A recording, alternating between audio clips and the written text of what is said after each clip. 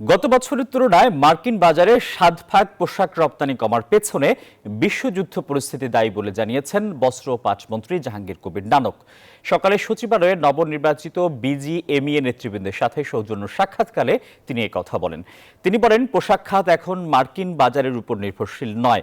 2013 সালে রানা প্লাজা ধসের সময় পোশাক খাত যে বিব্রতকর পরিস্থিতিতে পড়েছিল সেটা কাটিয়ে উঠেছে। পোশাক খাতকে নানা সময় অস্থিতিশীল করা হয়েছে, সরকারের চেষ্টায় তা সফলভাবে মোকাবেলা করা হয়েছে। শত বাধা পেরিয়ে পোশাক খাতে দেশের প্রধান রপ্তানি খাত হিসেবে অর্থনীতিতে ভূমিকা রাখছে। এ সময় বিজিএমইএ সভাপতি বলেন, মার্কিন বাজারে পোশাকের দাম কমায় রপ্তানি কমেছে।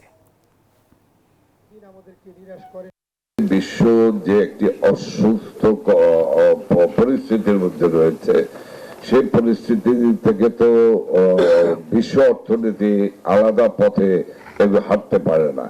সেই কারণে আসলে আমেরিকান বাজার বলেন, সব বাজারে সৃষ্টি হয়েছে।